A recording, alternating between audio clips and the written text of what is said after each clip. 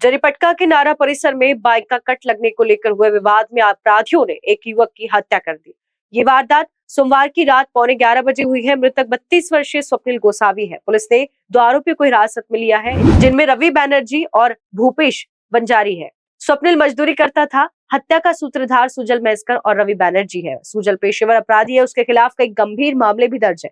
सुजल, रवि बैनर्जी, भूपेश बंजारी अभी सहित 8 साथियों के साथ सोमवार की रात नारा रोड स्थित मराठा सावजी होटल में आया था।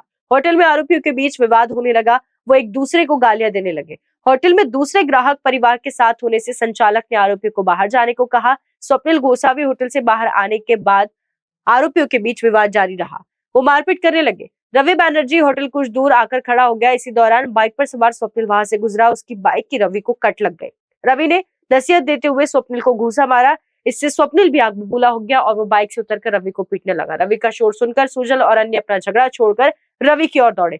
स्वप्निल ने उन पर भी हमला कर दिया। वहां हालात घूंसों से सभी को पीटने लगे। मजबूत कदकाठी और नशे में होने से स्वप्निल आरोपियों पर भारी पड़ गया। ये देखकर सुजल ने पत्थर से उसका सिर फोड़ दिया।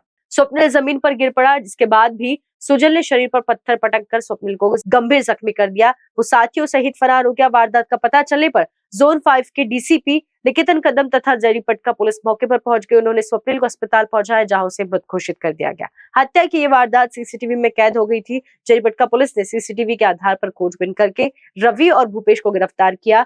स्वप्निल का आरोपियों से कोई वास्ता नहीं था। मामूली विवाद में ही उसे जान गंवानी पड़ गई। काल 30 तारखेला रात्री 11:15च्या सुमारास नारा रोडवरील मंगलम डेव्हलपर आणि मराठा सावजी भोजनालयाच्या समोर एका व्यक्तीला दगडाने ठेचून खून केला असल्याची माहिती प्राप्त झाली होती। त्यामधील मयत इसम याचं नाव स्वप्निल गोसावी आहे।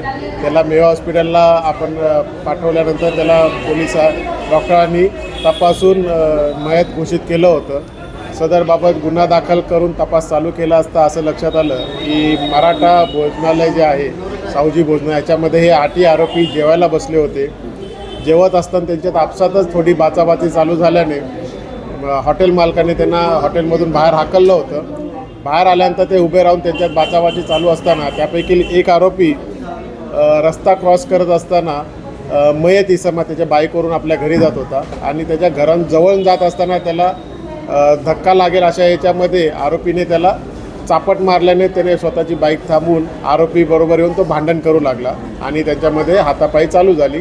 ती हातापाई बघून आरोपीचे जे मित्र हॉटेलमध्ये बसले होते, जे हॉटेलच्या बाहेर उभे होते, ते सगळेजण त्याच्याकडे गेले आणि ते त्या इसमाला मारामारी करू लागला। तो जो मयत इसम आहे स्वप्निल गोसावी आज सगळ्यांशी मारामारी आणि हातापाई करायला लागला असताना त्यामध्ये एका आरोपीने 1-2 आरोपींनी दगड उचलून दगडाने त्याला डोक्यात आणि छातीवरती प्रहार केल्याने तो जखमी झाल्यानंतर ते सगळे आरोपीतून पळून गेले होते।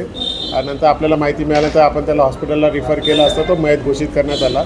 सीसीटीव्ही फुटेजद्वारे आपण आरोपी निष्पन्न केले।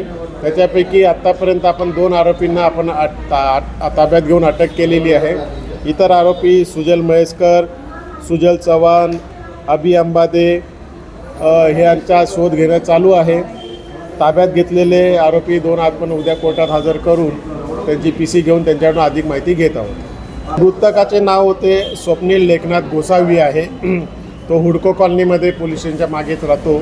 तो गोडाऊनमध्ये काम करायचा।